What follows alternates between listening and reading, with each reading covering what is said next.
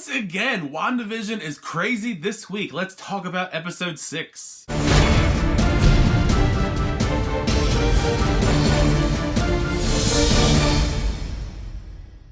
How's everybody? So as I just said, we're now on to episode 6 of WandaVision on Disney+. Thank you as always checking back and talking about the show with me each week. I love talking about it with you guys in the comment section down below. If you haven't already, leave a like on the video and also subscribe so you can talk about all of the WandaVision discussions and all of our movie reviews and trailer reactions as well. I just dropped a review for the new Nicolas Cage horror film, Willy's Wonderland. That's a pretty wild movie that you're probably going to want to see this weekend. Things are really heating up at the end of the last episode. Wanda was getting confronted by Vision when it comes to the suspicious nature of what's going on in Westview. And right as it seemed like we were getting somewhere when it comes to what's really happening with Wanda and the stuff in the town, the doorbell rings and she opens the door, and the shock of everyone, the big shocking reveal was it's Pietro. And it's not Aaron Taylor Johnson's Quicksilver from Age of Ultron, it's actually Evan Peters' Quicksilver from the X-Men Fox films. Or so we think, at least. You never really know. It could be Mephisto, it could be Nightmare. We don't really know yet. I guess if we start from the beginning, I thought the intro was really great. It reminded me of Malcolm in the Middle, that classic era that I grew up in, so that was a fun little Easter egg. I'm loving the homages to all of the classic television shows that we've seen in the past. One of the many reasons I was looking forward to this episode was because it's the Halloween episode. I've been wearing this every week thinking it was going to be the Halloween episode maybe, but we finally got it this time. I loved all the different homages to everyone's classic costumes. You had Wanda and her classic costume, Vision, even Quicksilver had his classic getup, and even the kids, Billy and Tommy, were dressed up like Wiccan and Speed. I don't know how long he's going to stick around, but I actually do like the addition of Evan Peters to this cast. He brings a fun, energetic dynamic, and I actually do really like his chemistry with Elizabeth Olsen because they mostly share scenes together between them since he's supposed to be Pietro,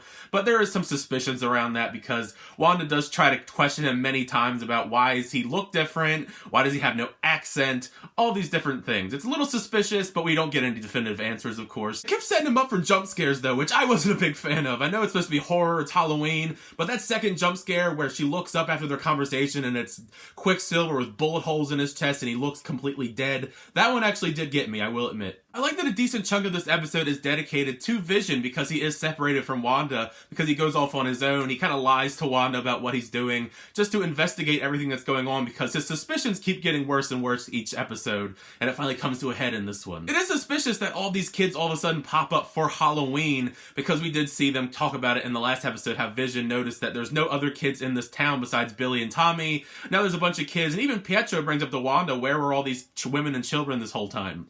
Little suspicious. One of the more creepy moments for me was actually when Vision flew up in the air and then he found Agnes in her car and then he touches her on the temple and she snaps out of what seems like the hex like other people have in the show in the past, and she doesn't know anything. Talks about how Vision's dead. He doesn't realize he's an Avenger because he doesn't have any memories, it seems like. And it's just super creepy that she just laughs uncontrollably until Vision puts her back in that sort of hex mode.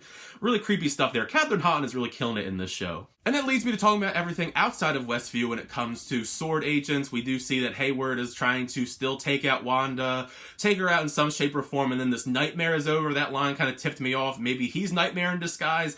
I'm suspicious of everybody. Everybody's a suspect! I think he's some sort of villain, whether he's a human villain or somebody in disguise, because he's just a complete a-hole. Just his actions and the way he speaks to people, like the conversation he had with Monica today and the stuff he said about her mother, really just set me off, and I don't like him at all. I hope that he's taken care of in some shape or form. But they do try and throw out Jimmy Woo, Darcy, and Monica Rambeau, and they fight back. I love that they're like this little team now. They're a really great team, and I do like that they try and stop Monica Rambeau because she wants to go back in and try and save Wanda by herself, but they do mention the fact that her cells are being rewritten because of her time in and out of Westview, and I think that is the way they're going to try and set up her getting powers. Since she does become Photon in the comics, I think it would make sense to set it up in that shape or form. Also, what is up with Hayward and his computer? He's obviously hiding things from everyone, including Sword. I think there's something suspicious going on, especially because we saw Vision in the previous episode when Wanda breaks him out of there, that he's all in different pieces. It looks like Sword was trying to do something, or Hayward especially. I don't know if they're trying to like bring back Ultron or make some other type of weapon, but that's why I'm really suspicious of him now, whether he's a human villain or another villain in disguise. And then leads us into the finale of the episode. I swear every episode of WandaVision has the craziest finales. I love that about this, always leaving us hanging with a crazy cliffhanger. Vision is trying to get out of Westview. He actually gets out, but then he starts disintegrating, he's dying. That as well was really scary as well, just seeing chunks of him flying back into Westview and him just literally disintegrating before our eyes. Traumatizing material there. But Wanda does save the day when she does this crazy move where she actually makes the whole hex bubble of Westview get bigger and sucks in so much stuff. Like, that's insane, the power that she has. I mean, it's expected because she is Wanda and she's a very powerful Marvel character. But I was not expecting her to just suck so many people into this bubble. So now we have so many more people in this bubble now. Which, if I'm not mistaken, I believe that Darcy got sucked in as well. So we're going to see her in Westview probably next episode. I am loving that we're seeing her flex her powers in this series, but I am kind of concerned how they're going to actually stop her at this point. I know that it is tied in with Doctor Strange and the Multiverse of Madness and Spider-Man 3. So I think maybe the only person that could really stop her at this point, or at least try and contain her, is Doctor Strange. But we only have a couple episodes left, so we're probably going to get those answers very soon. Leave in the comments down below, what did you think of this episode of WandaVision? Did you like it? Did you not like it? What were your favorite moments? Leave all your theories on what's going to come next down below. I'd love to talk about all that stuff with you. Thank you as always for checking out my reviews, though. I really appreciate it. Make sure you like it, the subscribe button. We'll keep doing reviews, channel reactions, unboxings, and more. For the next time, I'll see you guys later.